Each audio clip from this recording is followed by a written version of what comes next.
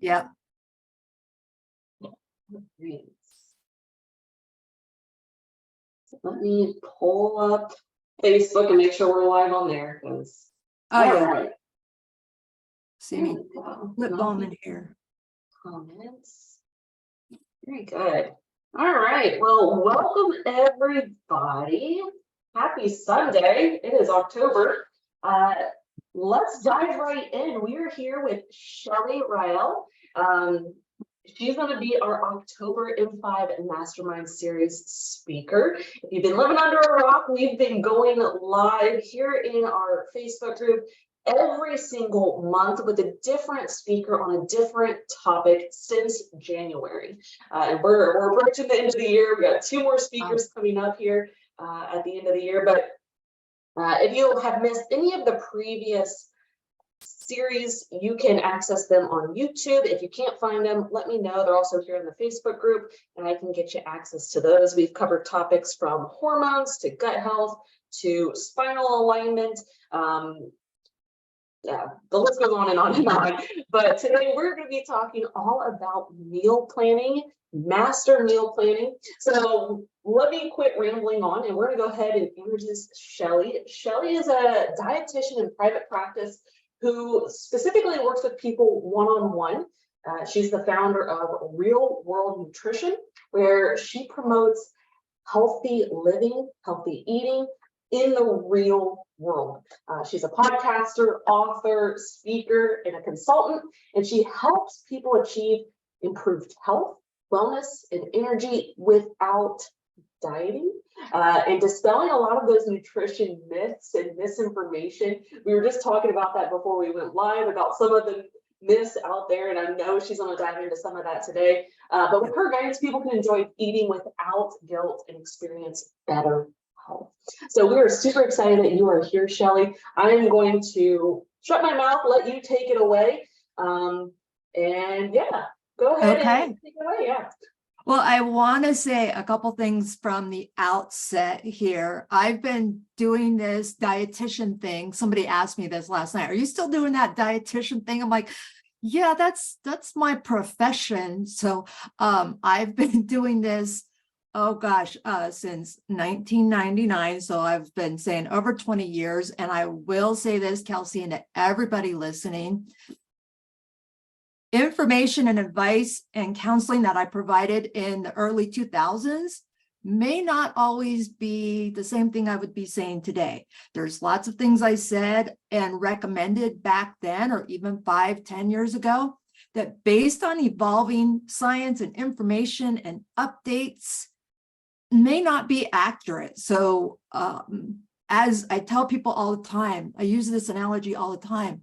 We used to think that the earth was the center of the universe. Then we thought the sun was the center of the universe. And now we know we're just a speck of dust in the universe.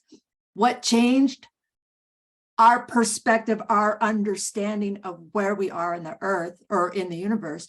So what I say is when we have nutrition recommendations change, it's not on a whim. It's not because we're changing our mind. One, humans are notoriously difficult to study and because of free will. And nutrition as a science is a pretty young field. So we are better understanding the foods we eat and how humans interact with that food and how it affects us. And it's different. And I say, another analogy here, we may all have a car with a steering wheel and 4 tires, but how that is fueled is different. You know, electric, gas, hybrid, or even the oil is different. So again, an analogy to explain why one size doesn't fit all. And when I do general recommendations, keep in mind that's general because I may be talking to you, and there's going to be slight differences based on you being a human being. So, yeah. And I'll just say this. We've got a time today, but I could talk for hours answering people's questions. So I can go off on tangents, but really I want to share today about the topic that we've addressed here is mastering meal planning.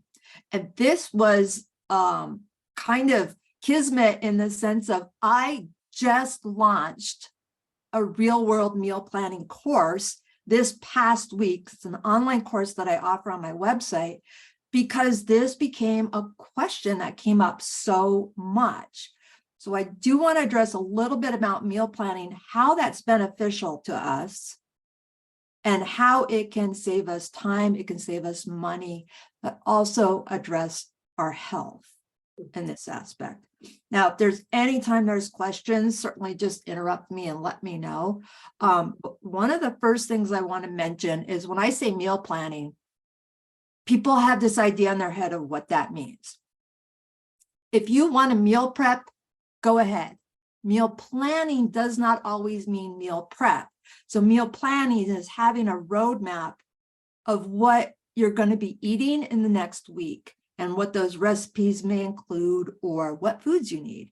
Meal prep would be putting that all together on a Sunday afternoon or whatever day works for you, which is not my thing, but lots of people do like to do that. So I do include that as part of the course addressing meal prep, but I wanted to make it clear those two things are not the same, at least in my head. You do have to meal plan if you want to meal prep. You don't have to meal prep if you want to meal plan. And the other aspect I want to address is when people hear meal plan, they think I'm going to give it to them. And I'm like, okay, a little while ago, I said we're all different. To make hundreds of meal plans for people on a weekly basis or even a monthly basis is not feasible, considering I don't know what your likes and dislikes are. And if you even tell me what your likes and dislikes are, and then I write out a meal plan for you, and you're like, oh, wait, I forgot to tell you I don't like this. Oh, I forgot to tell you I'm going dairy-free today or this week. Or I forgot to tell you I wanted to have less meat this week. So this is why I help people with the meal planning part of things and the aspect of that. So really just a few things that I'll mention first, and then I'm going to give some steps to meal planning to help anybody who wants to get started and do that today or this coming week is, some of the steps involved in this. So when I talk about meal planning, I said this a little bit, it can help you with your health and wellness goals, whether it's addressing blood pressure, whether it's addressing that you do have food restrictions or you want to address weight. There's so many aspects, but meal planning, or more specifically, having homemade meals can really help with that. It can save time. And people are like, oh, I don't think so about that. But once things start getting into a routine and a habit, it does end up saving time. And I've in the past, now granted we have DoorDash and Grubhub now, so that's not the same time frame. And at the same time, I've asked people, hey, if you go through a drive-through for breakfast, take a day, a couple days when you do that and time how long that takes. And there's some places where I live where they even made double longer driveways and the line was still out onto the road. So it does take time, where making something at home could take less than 10 or 15 minutes. And it doesn't have to be a lot of time at home. Saving money. Yes, I know price of groceries is going up, and that's passed on to us when we eat out as well. And so the cost of eating out, and I eat out, I love eating out, I enjoy it. And I do make most of my meals at home, in part because not just the cost, but I know exactly what's going into those meals as well. So going back to that health and wellness aspect. And then also meal planning can help with reducing food waste. So people can go to the grocery store or buy things here and there, but if they don't have a plan, they may be buying something and then a week later throwing it away. When food waste, we're not talking about leftovers that are thrown away or the little bit that's left over on the plate.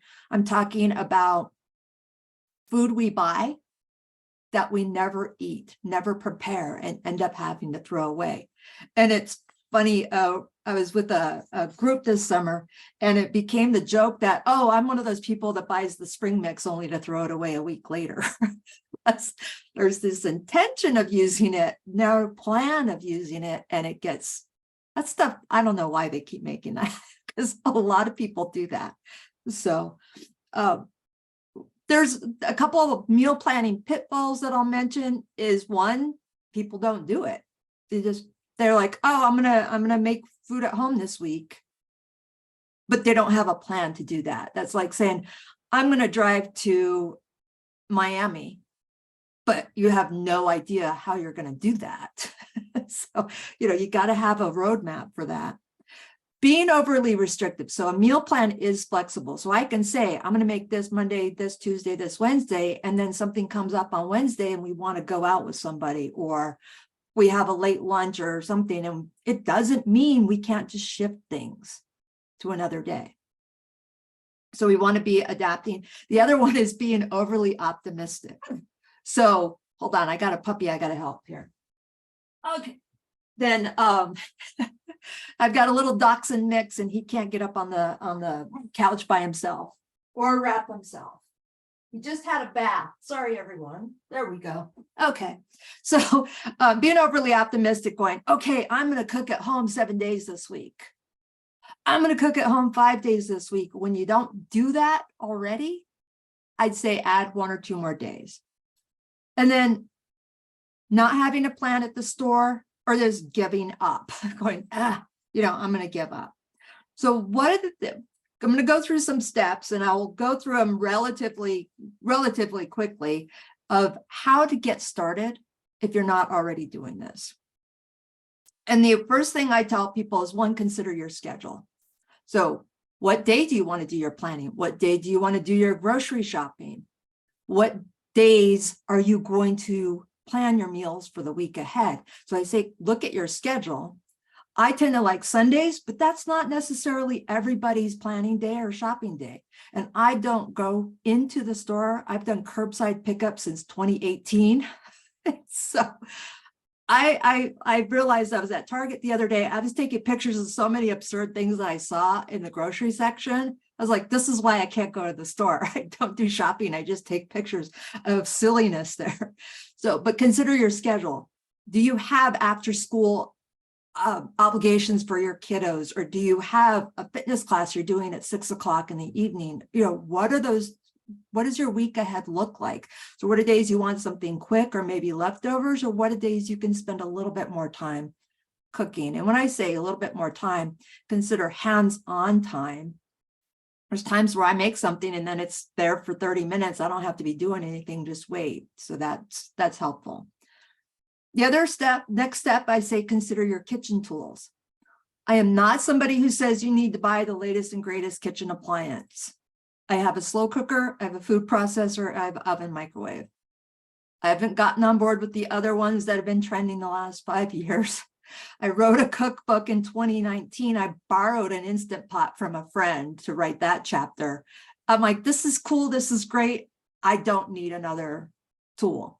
So you don't have to do that. If you like it, you want it, you're going to use it, fine. But I'm not saying you need to do that. And then number 3, consider your preferences. When I say your preferences, are you wanting to have less red meat? Do you want to have more fish? Do you want to have more fruits and veggies? What allergies, what intolerances, that sort of thing. Obviously, that seems obvious as a dietitian. I know those are things people consider. But then when people make the plan, they don't always keep that in mind. They tend to fall into some older habits. Number 4, set the plan. So I addressed this a little bit about your schedule a little bit, but with those first things in mind, your schedule, your kitchen tools, and your preferences, make a plan. It can be just 4 days this week. It can just be 3 days this week. Be realistic, you can be optimistic, but I really want people to be comfortable with being okay. If they can only do 3 days this week, there is no problem with that. Let's be realistic.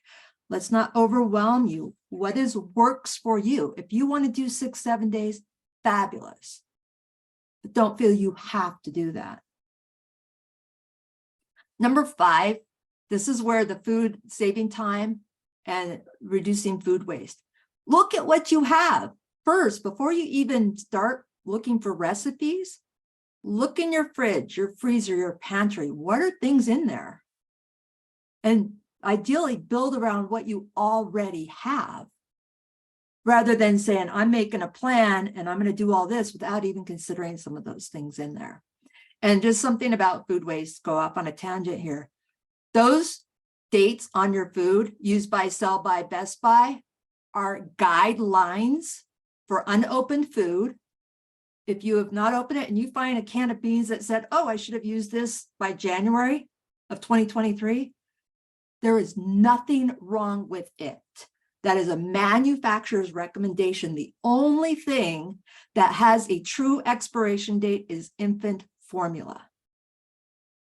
Now, once you've opened your food, all bets are off, okay? You do need to use it within a certain time period, but those dates, if you're like, oh, this expired in September, it didn't expire. It is just past the best by date or use by date, but there should be nothing wrong with it, nothing. And if you have things that are past those dates, maybe consider, why do you have those in there and not eating it? Okay. So once a year, I go through and purge things that I haven't used all year and recognize, why am I buying this? Okay. If it's not something I use regularly, don't buy it. Number 6, what do you need? So you built your plan around what you already have, but obviously you're still going to have to buy some things. So make that list of what you need. Now, in the course, I talk about grocery shopping strategies, and I like to, when I would go into the store, when I do shop at Costco still, I make the list in order of how I shop in the store. My husband had to shop for me one time when I was out of town. I shouldn't say that. My husband shopped for us when we were out of town, and he's like, this is so weird. The list is in order of all the food. I'm like, yeah, that's on purpose. Not everybody's as wound up as I am about that stuff, but make that list. Make that list. Don't turn off your map and ignore your map on how to get to your destination. Make that list. Now, the advantage of shopping the same day you make your plan is you may realize you forgot something on the list that you need. But, you know, it's the list is your roadmap there. And then step 8, this is one of the important ones, implement it. So that's something that as a dietitian, and this is a colleague who said this on one of her podcasts recently, we're less about telling people what to do, but more of encouraging them to do it.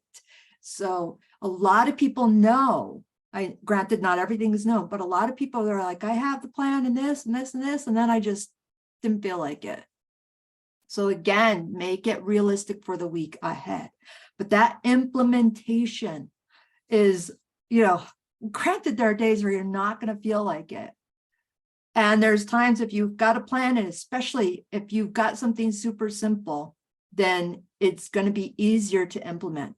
Now, I'm not going to go into how to find recipes and all that, because on one hand, if you want to broil some fish and then have some microwave veggies and a microwave brown rice bowl, right there, the hardest part there is cooking the protein part. I shouldn't say the hardest part, the most time-consuming part, but that's something where it's an easy thing. And then if you want to get fancier with recipes, we've got this fabulous thing called the internet where you can just enter your ingredients, hit recipe. So if you've got, you know, garbanzo beans or chickpeas and tomato sauce and shredded chicken, Google it and see what kind of things might come up. That's my go-to. People are always asking for recipes. Like, you know, just do a search engine for that.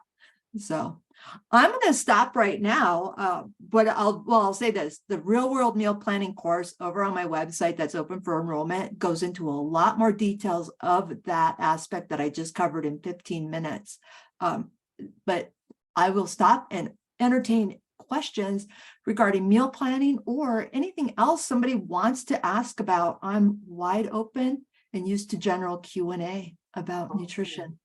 Awesome. Yeah, we'll open it up for Q&A. So anybody who's watching live, go ahead and post it in the comments of Facebook, or if you decide to hop on Zoom, you can post them there as well. But we do have a couple. When we say like write it down, well, maybe that's plan it. Plan it is step one. Would you encourage people to write it down? Like write it out on the calendar, or write down your list rather than keeping it all up here. 100%. So I have, well, I used to have a chart that it was just basically a Word document table, and it had the days and it listed what we were going to have. So if it was a recipe, I had the page number from a cookbook. If it's just going, okay, we're going to have the grilled salmon tonight, and I just make sure I write down what vegetable I'm going to do, what are the filling out all the food groups, so to speak. So I've got my protein, I've got my veggie, I've got my grain or starch, I've got, am I going to have cheese on this or yogurt or something? So it's really, I do like to write it down. I use my notes app now. Yeah. So that way I can be like if I'm out at a facility or working somewhere outside of the house, I can pull up my note and be like, wait, what are we doing for dinner tonight? And the other part is, so you can do it in your head. I'm a person who feels it needs to be written down. And that way, when on Tuesday, I'm like, what are we having on Thursday? Do I need to take something out of the freezer? And I've got it right there. Need to defrost something. I encourage writing it down, because right there it's in, or documenting it somewhere, because that shows you your plan, your map of what you're doing for the week ahead. And again, if something comes up, like Friday night, we got a text from a group of friends saying, hey, we're getting together for a late lunch tomorrow. Well, last night's dinner plan got shifted to tonight. So, and so, it's easy to just shift things, and I encourage writing it down. I can't give simple yes, no answers. No, I mean, I think it's even just when it comes to other things, not just nutrition, but the whole mindset behind things, okay, yeah, we can think something. Okay, that's the first level. Verbalizing it, telling people what you're going to do, that's the next level. Okay, it's a little bit more concrete. Writing it down is, okay, this is a plan. It's not written in stone, but it's here. Right. We have it. Everybody else can see it. This is what we're doing. Right. And that's one of the things with me promoting the meal planning is my husband will ask me almost every day, what are we doing for dinner tonight? I remember asking my mom as a kid, what are we doing for dinner tonight? And I'll tell you what happened. This was a long time ago. I was doing a program. I used to work at my university in a wellness program, and I was doing after work fitness classes with the participants of the program. And I wasn't getting home till 6:30. My husband was able to look at the plan that was written down and see what we were supposed to have. I had written the page number of the recipe for the cookbook. He started it. He started making dinners. And so not only do you know what you're having, family members, if you've got family, they can look at the plan if you've got it written down, and they can ask you what's for dinner, and you could say, look at the plan. And if somebody's super motivated, they may be helping to start. So, if they're hungry, they'll yeah. Oh, yeah. And this was an agreement from a long time ago. I do the cooking, he does the cleanup. And so, it's just what works in our house. And, if sometimes those roles are reversed, and it's okay, but it's not, I'm the expert in that area for the most part. So, yeah. Awesome. Now, we mentioned, hey, when I was a kid, I always asked what's for dinner. When it comes to meal planning for a family, what do you suggest when it comes to these, perhaps even spouses or kids that are picky eaters and don't want to eat what the adults are eating or what you want to eat? Right. So that's part of the planning aspect of preferences. Mm-hmm. So when I was growing up, we always ate together. When our son was growing up, we always ate together. And I know that in some households, the kids will eat and then go to bed before the parents eat. And that's a different approach, not something that I've ever done. That's neither right nor wrong.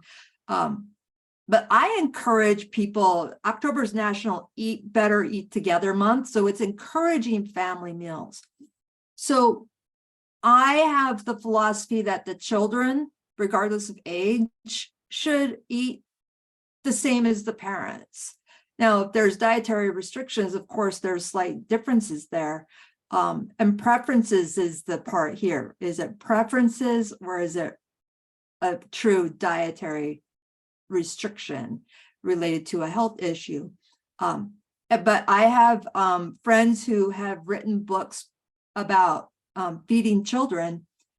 And now in most countries, children are fed what the parents are eating from an early age. They can, they're not, age appropriate, but at the same time, if the child wants to have what the parents have on the plate, great. I encourage everybody to have the same thing. Yes, there's going to be picky eaters right here. I'm one of those. That's why I'm the planner. So, and not be a short order cook, but really encourage the whole family to eat what is being offered for that night. Children will not let themselves starve, despite what they may say. I'm starving. Children will eat what's when they're hungry, I should say. The children will not always eat what's offered to them. We don't want to have a battle here, but I would say I would encourage families to all eat the same thing within appropriateness. Yeah. It may even be a matter of, incorporating the family in the planning too, so that they have some say. Like, okay, hey, we need to have a vegetable on this day. What vegetable do you want? 100%. Yeah. My mom used to say that. She would be in the freezer and asking my brother and I what vegetable we wanted. And we were like, corn. And she's like, that's not a vegetable. I'm like, well, yeah. And so she was always asking that. Now, granted, as a child, I was a more picky person, and based on my age, there was hours at the table until the food was done. Nowadays, we don't want to have those battles. Again, things evolve as we have better understanding. As an adult, I've tried some of those foods again. Some I like, some I do not. Still not a fan of Brussels sprouts. I've given up on that. I've got people who are like, but if I'm like, I'm over 50. I've given up. I'm not going to worry about my Brussels sprout intake. But yeah, not just encouraging the whole family in the planning, but even as appropriate, having the kids help with making something. Mm-hmm. They could shred lettuce or wash vegetables or whatever works best for that age group. And I'm not going to define what all those are. Your child best. But that's certainly something we encourage. Get the kids involved, and they may be more likely to have it. Oh, and I'll go on this one. If you don't like a food, that doesn't mean your child doesn't like a food. My son hates broccoli with cheese, hates it. And I have a 9-year-old granddaughter, and it was a few years ago. He said, no, she doesn't like broccoli and cheese. So I was like, let's check this. Does she really not like it, or do you assume she? And so she loves it. She loves it. My son likes cheese. He likes broccoli. Weirdo kid. He does not like the two together. But I did the same thing to him. He came home from a visit from my parents when he was a child, and he said, Mom, how come we never have asparagus? I was like, because I don't like asparagus. And I realized I was not making it because of my preferences. I made him asparagus regularly, and my husband loves it. I realized if you wrap that up in prosciutto, much better. But recognizing that if we may inadvertently be not giving our child something if we're the picky eater, and expanding that. So again, when I did the broccoli and cheese lesson with him as an adult, I said, hey, remember when I did the same thing to you by never giving you asparagus because I didn't like it. So it was like, don't think that because you don't like something, your kid's not going to like it. Yeah. And not only having them, again, going back to having them helping with meal, not even planning, but the actual preparation of it. That teaches life skills. Right. Even just helping them. You know how to make macaroni and ramen. Right. And there's an old video. my son had sent of pan cooking salmon, and then he zooms out, it was my granddaughter who was making it, and she was about 6 at the time. So it's, I don't know how much she was actually cooking it, but she was there involved in the process of the meal preparation. Yeah. Yeah. That's awesome. So we have a couple people hopping on saying hello. Hi, Katie. We're doing Q&A right now, so if you have any questions, go ahead and drop them below. She just wanted to say hi. Yeah. I did have, we talk about different, strategies that work for you and your family, and one that I particularly love, I just wanted to share it, is like the crock pot dump meals. Like, dump it in, it takes 5 minutes, 5 ingredients or less even, and okay, you have a great dinner and a lot of leftovers for the rest of the week. Right. That's one of those things that's one kitchen appliance that I use pretty regularly, summer and winter. So the summer, it's less heat in the kitchen. If I didn't, this summer was just absurd for all of us across the country with the heat. So we did a lot of grilling outside, but that slow cooker crock pot uses less heat, less energy than the whole oven or burning on this, not burning, cooking on the stove all day. It's like you said, dump. And even the newer slow cooker that I have has a saute setting. So sometimes they say brown the meat beforehand, and so it's not always necessary. It's more of a browning, caramelizing thing. It's not always necessary, but yes, that's one of my favorite, most used kitchen appliance outside the oven and the microwave. Yeah. Awesome. Yeah. And then we talked a little bit, you mentioned seasons, in summer versus winter. How much do you suggest eating with the seasons, the foods and fruits and vegetables that are in season in that particular, like winter being more citrusy versus all the berries of summer?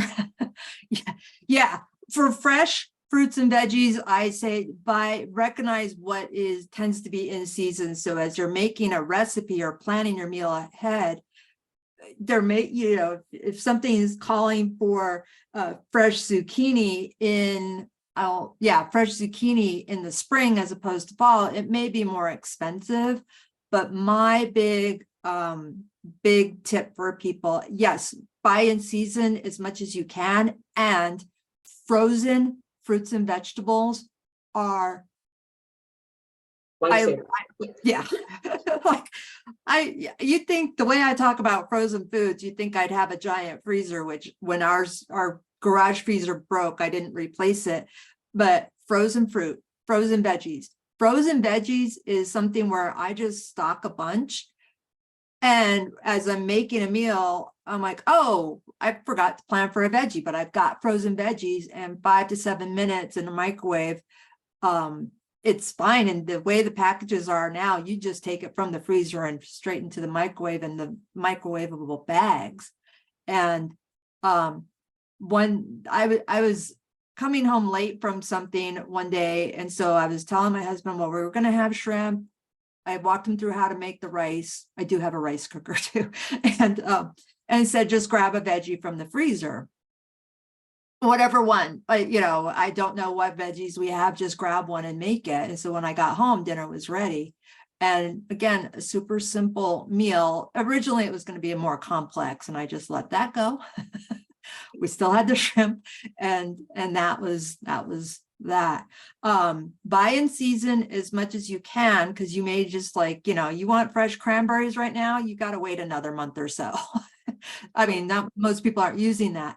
But things that people don't tend to think of is turkey year-round. Ground turkey, turkey tenderloins. Turkey is a year-round food, but most people only tend to think of it this time of year. Sweet potatoes are a year-round food, and people tend to only have them this time of year. Again, frozen sweet potatoes for variety, but also fresh sweet potatoes that you can roast. Root vegetables. Here's another one. I don't like beets, but I made some great beets with a little bit of roasted with a little bit of maple syrup on it. I like beets when made properly. Yeah. So, that's the one thing about going into the store. You'll see what's available right now. Locally, I get a farm box every 2 weeks. So we have a local farmer. Nice. And they've got a box of set items, but you can adjust things. And so I just go off of that, and I'm able to, on Saturday, I make my adjustments. It's delivered on Wednesday, so I can make a meal around what is in that box, not a meal. I can plan foods based around what's in that box that week ahead. Yeah. Yeah. Awesome. We do have a question that popped up. People are all about the crock pot and the turkey. Yay. Yeah. But somebody's concerned about heating foods, well, or veggies, in the plastic bag in the microwave. Is that a concern at all? Yeah. And I was wondering if that was going to come up, because I was going to address that. There is really I validate that concern. I have a lot, that question comes up a lot. I don't personally have concerns with it. You can remove it from the bag, put it in a bowl, and microwave it in the same way.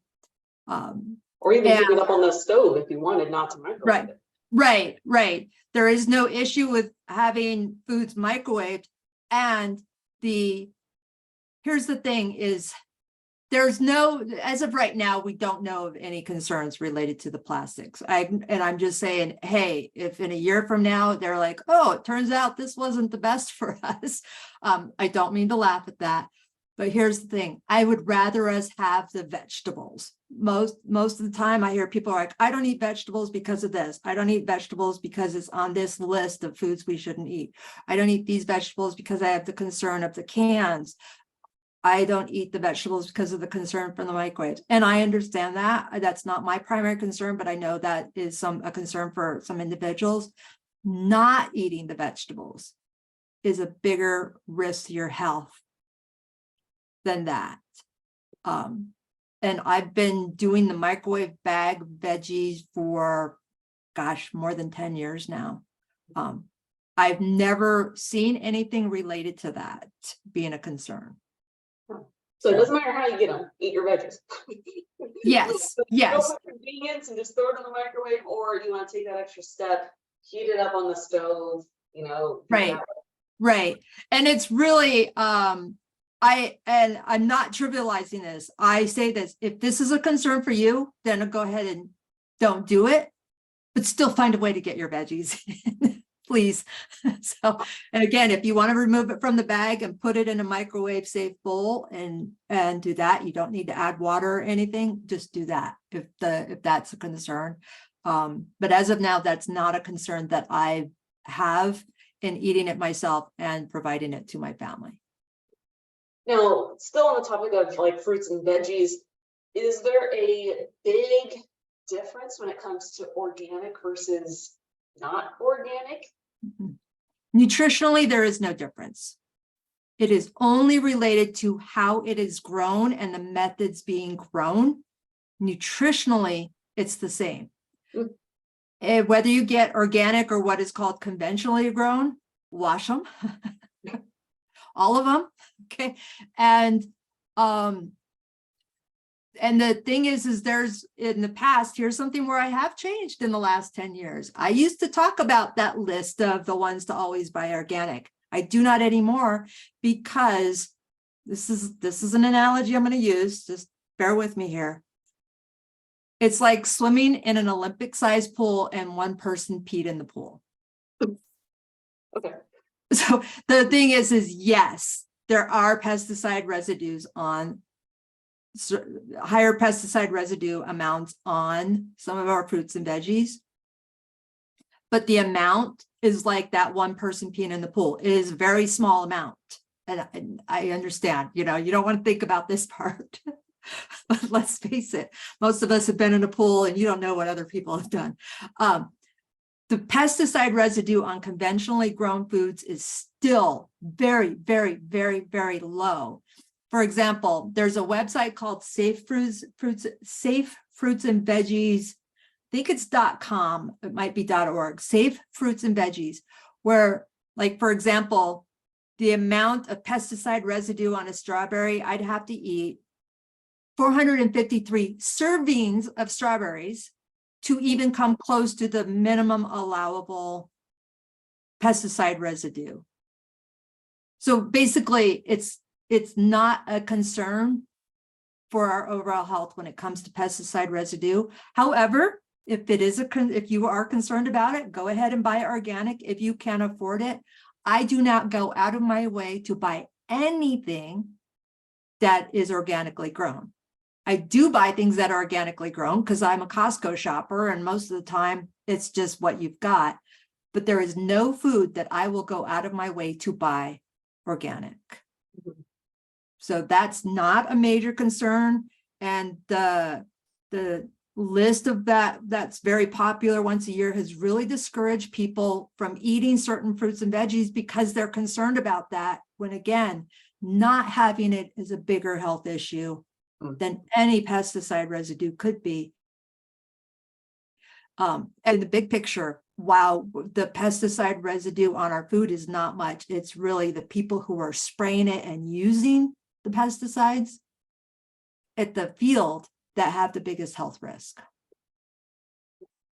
Awesome. Wash your fruits and veggies. Moral of the story, whether you get one or the other, wash it. Yes, yes. Now, maybe just to clarify that for some people, when you say wash, what does that look like? Water, your hands in water. We don't have to have vinegar or bleach or some kind of mix to do that. Water is enough. And even foods that have a skin that you're not going to eat, still wash that. So things like melons and avocados, because any bacteria that would be on that skin, once you introduce that knife, it could drag it through. Especially if you're going to eat it raw, which most people eat watermelon and avocados raw. But I remember we were camping years ago. My mother-in-law's like washing this watermelon inside the camper, and my husband's like, "Mom, what are you doing?" And I'm like, "She's doing what she needs to do," because it sits on the ground, and any type of dirt or all those people who were handling it along the way, there's potential bacteria or contamination. So wash it, even if you're not going to eat the rind or pickle the rind or whatever you're going to do with it. Still wash all of them. Yeah. And even the bagged salads or bagged greens or packaged greens, we encourage washing that as well. Even if it's been triple washed, blah, blah, blah, wash it again. Because I don't know if anybody here watches Last Week Tonight with John Oliver. That was in this past week's episode, that actually salad greens or greens, leafy greens, I hate saying this, everybody, but they are the highest risk for food contamination, higher than meat. I mean, still cook your meat properly, but if you look at recalls, you're seeing like the lettuce is recalled, the spinach is recalled, the various leafy greens are recalled because of contamination. So wash them. Yeah. Don't skip them, wash them. Take that extra step. Yeah. Awesome. Now we have, a couple people here in the group that have sought out a dietitian. Maybe they feel like they need a meal plan written up for them. We know how you feel about that. But when they look for a nutritionist or a dietitian, what should they look for? Any certain qualifications or anything like that they should consider? Yeah, there's a few things here. One is, what is your specific, so if you're looking to talk to a dietitian, what is the specific reason you want to talk to a dietitian? Is it related to gut health? Is it related to a specific health issue? Is it for weight loss? Because some of us specialize in different areas. And I've had people who get on a free call with me and I'm like, this is great, I could do it. However, I have a colleague who would be better at this than me. So I'm a generalist, as I say. And there's some things I can specialize in. So that's the first thing, is not everybody's going to be the right fit, and that's okay. The other thing is I would encourage a registered dietitian nutritionist, which is my credential. We can address medical issues along with that overall aspect of things. So we've got different areas of nutrition and certifications and that sort of thing. With the registered dietitian, I don't want to say we can address the whole body. We can, and that doesn't mean others don't, but understanding your labs and other specific health issues are reducing the risk of that. The other thing is, I would say, and this is my bias here, I want people to be able to have a sustainable approach to eating. And when I say sustainable, I'm not necessarily talking about the environment, but that is certainly a factor. But is this something that you can do for the rest of your life? When you're on vacation, when the holidays roll around, or is what the dietitian is suggesting or recommending so overly restrictive that it's temporary, that you can't go out to eat or enjoy the foods that you love, or holidays are rolling around and all of a sudden you're off the diet because it doesn't work. These are things that you may or may not be able to discover by reviewing the credentials of the person or looking at their website, but asking those questions, emailing or seeing if they have an introductory call or discovery call to make sure it's going to be something that is right for you. If you want a highly restrictive program for the next 12 weeks, I'm not that person. Nor do you suggest it, but. And I may have somebody I could refer you to. However, it was more of digging a little bit deeper. Why do you want a highly restrictive plan? Why do you want to lose 50 pounds in the next 12 weeks rather than, that's not sustainable or realistic, other with amputation, which I don't recommend. And I'd say that jokingly. At the same time, I've had some people like, seriously? I'm like, no.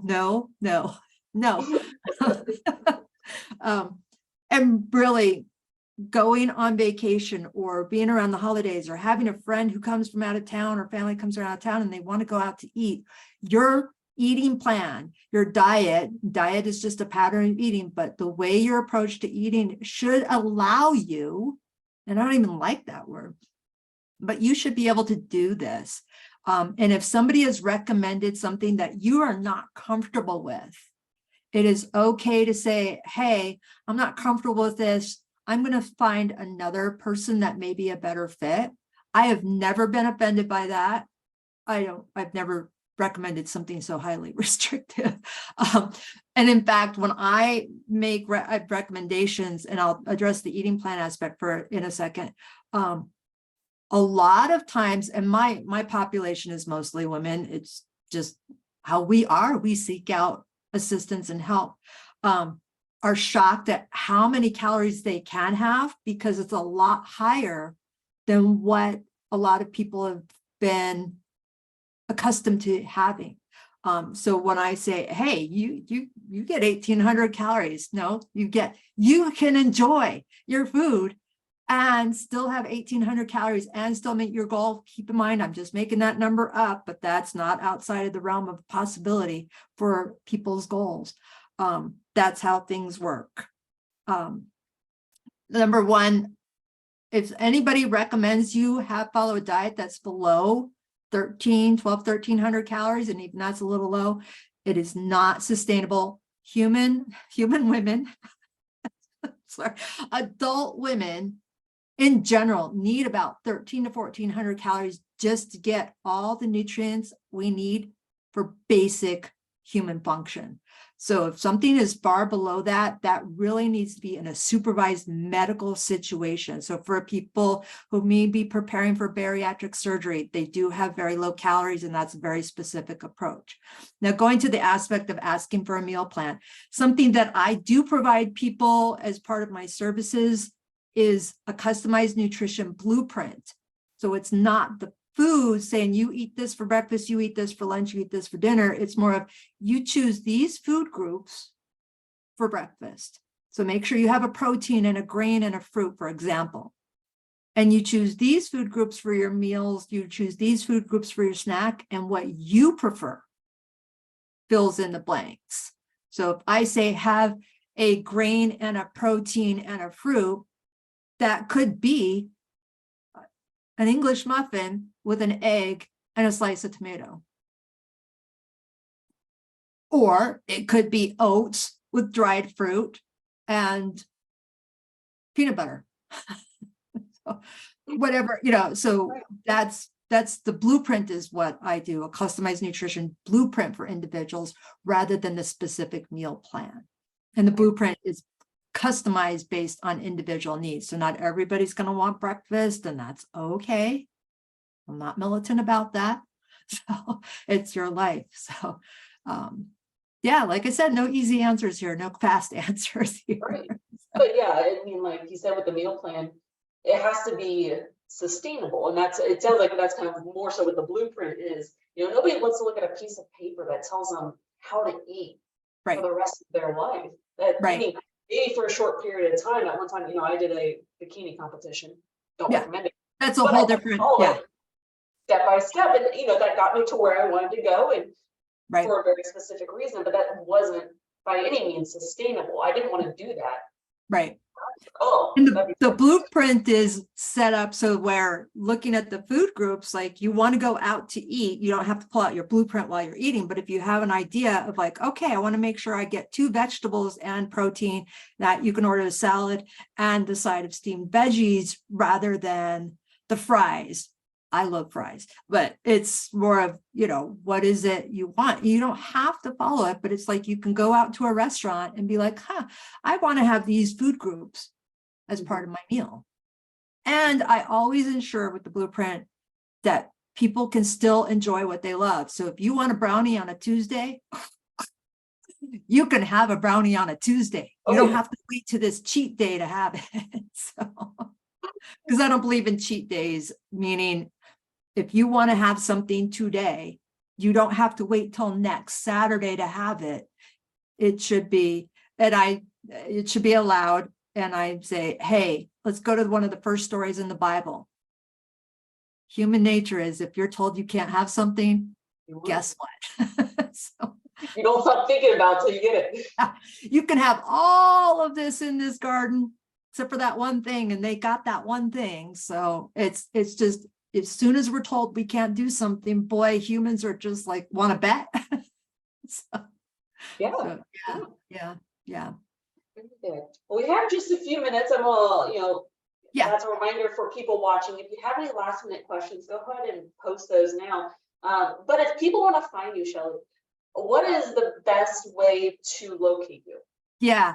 So ShelleyRael.com. So my name is here, ShelleyRael.com.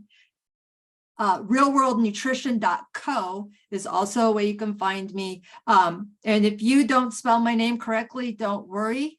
I own all 4 iterations of how to spell my first and last name. It should come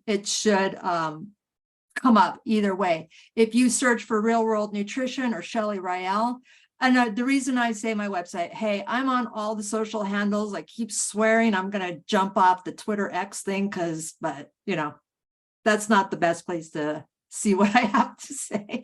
On my website, you can find information about the meal planning course. You can schedule a 30-minute introductory call with me. You can sign up for the weekly newsletter. I blog twice a week. You can reach me through the website, no problem. And I could give you all the different ways to reach me, but the website is my clearinghouse, so to speak, of the various ways to reach me. I've been blogging twice a week on that website for, I think, coming up on 3 years now. And I've blogged throughout back 10, 15 years ago when it was a popular thing too. I also have a podcast, Real World Nutrition, on most of the podcast platforms. So really, I am more than happy to interact with you, have a 30-minute call with you, encourage you to take a look at the Real World Meal Planning course and see if that's a good fit for you as well.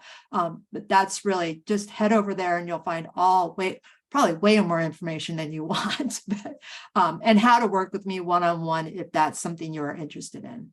Right. I remember looking at your website before we, really connected, and I'm just like, yeah, this is a lot of information. I love it. Yeah. Awesome. But as we kind of finish up here, if you could give people one takeaway, if they just watch this 1 second of the clip here, what is the most important thing that you want people to know?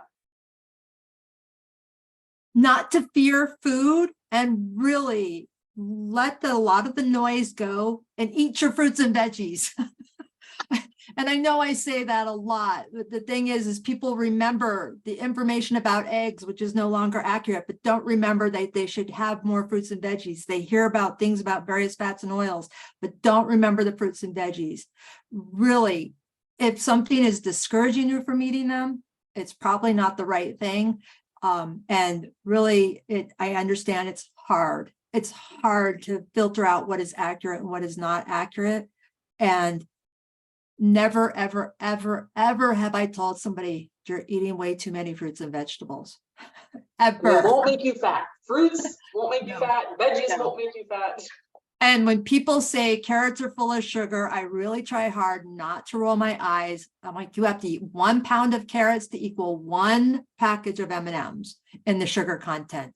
And the carrots have other benefits as well. So I could talk for hours, as I said at the beginning, Kelsey, but thank you so much for giving me the platform today to share with people. Yeah, no, we appreciate you and you sharing your expertise here. Like I said, yes, I have a nutrition background, but having all the letters behind your name, just illustrates how much knowledge that you have. And having been in the industry for 20 plus years is incredible.